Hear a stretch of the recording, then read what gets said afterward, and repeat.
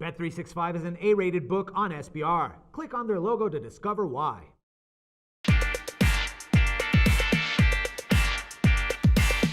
Hi, I'm Natalie Rydstrom and welcome to Euro Football Weekly. Joining us now is Mike Richardson, sports writer and regular contributor to SBR, and we're going to take a look at the latest Premier League gossip making headlines this week. Mike, welcome to the show. Hi Natalie, it's nice to be back. Now let's start with the main news here. Hitting the headlines today, Louis van Gaal has been appointed the new manager of Manchester United, as predicted in our early video, and now he's made it. What can we expect from him? I think there's going to be a lot of spending going on for Man United over the summer, but I also think he's going to play favourites, and Robin van Persie is going to be pushed up and have more of a pivotal role in this coming season. I think they've got a bit of history, these two guys, both being Dutch. So I think, yeah, they're going to favour one another, and we're going to see some good goals from Van Persie, quite possibly even being the Premier League's top goal scorer, 7-2. So I think that's definitely worth a bet. Yeah, Man United will do better than if they'd kept Giggs, but I don't think they're going to win it. Now you talk here about spending a lot of money. There's certainly a few names in the pipeline. Is there anyone really for certain at the moment? The Bayern Munich midfielder Toni Kroos, he's probably going to be coming in to give them some depth in the middle there, which I think they were definitely lacking last season. So I think he's one of my top picks, but I don't think he's going to be enough for a fledgling first-time manager to win the Premier League on their first season over here.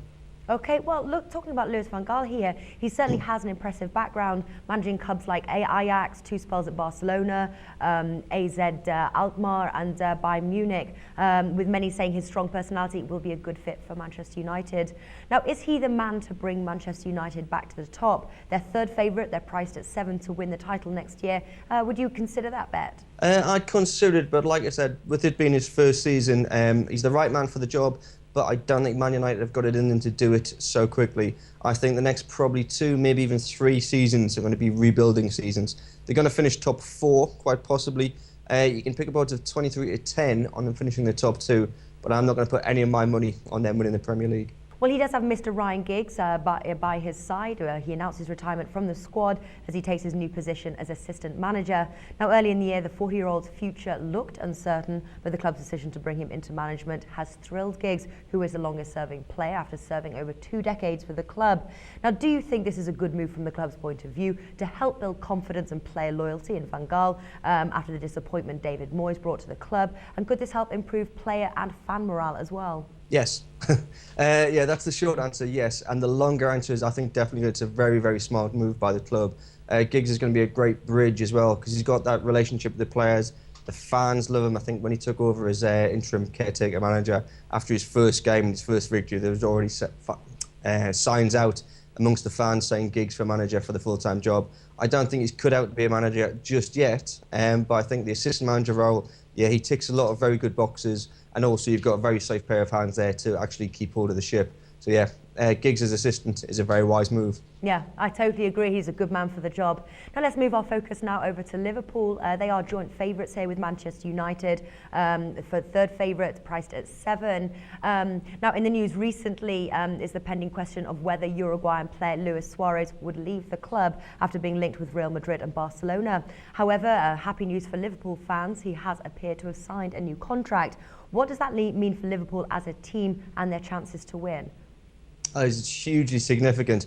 Again, I don't think Liverpool are going to win the Premier League, but I think if they're going to do it at all, they're going to need Suarez. He's a great player. He's scored so many goals for them this past season. I often say that a single player doesn't make a team, but with him and the amount of goals he scores and the effect that he has up front, yeah. Liverpool without him, I've got no chance of winning it. Liverpool with him, still probably not going to win it, but they need him. Right. Well, as I said, both are third favourite. If you had to pick one of the two to win the title, who would it be? One of the two, I'd have to go with Man United. I just can't see Liverpool doing it again. Right. Well, they're priced at 3.28 to end up in the top 2 for a second year in a running. Can there any chance of that? No, I think Liverpool, with their European commitments that their second place finish got them this season, they're going to have an awful lot on their plate and it's going to stretch the squad. And I think they're probably going to drop a couple of places down, quite possibly even outside the top 4. Well, what else has made headlines this weekend that would have an effect on our Premier League betting? Well, there's Arsenal. They did a little thing and they won the FA Cup. That's reasons to be cheerful, but it's doubly so for Arsenal because that's the first bit of silverware they've had in 9 years. And I very often say that success begats more success. So I think Arsenal, they will build on that, and they could well improve on their 4th place finish next season. Yeah, that was my question actually. They finished 4th this season. How far can they make it next year? I think they can definitely climb a couple of places, maybe even win it. And the good thing about Arsenal is you get nice big fat odds on them winning the Premier League.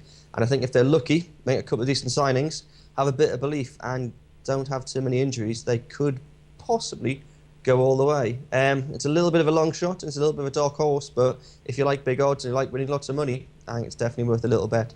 Yeah, well, Manchester City are the favourites to win again next year, and there's already sort of speculation on the in the headlines as who is going to be transferred. Can you expand more on that for us?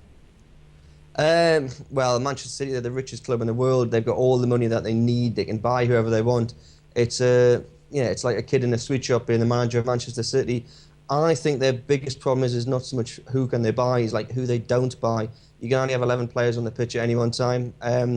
It's going to be tricky, but I think what they've got and the squad that they've got, it's people like James Milner and older players that have sort of fallen out of favour that'll be going elsewhere. But I don't think, Manchester City, they're the sort of side that can lose lots and lots of players and get more ones in straight away. So yeah, Manchester City, they're in a very good shape for winning the Premier League next season. Yeah, are they your bet, Mike? I tend to bet on people other than favourites. But yeah, I'll definitely be putting a few quid on Manchester City coming out on top. Okay, wonderful. That wraps things up here. Mike Ridgerson, thank you for joining us today. Cheers, Nally.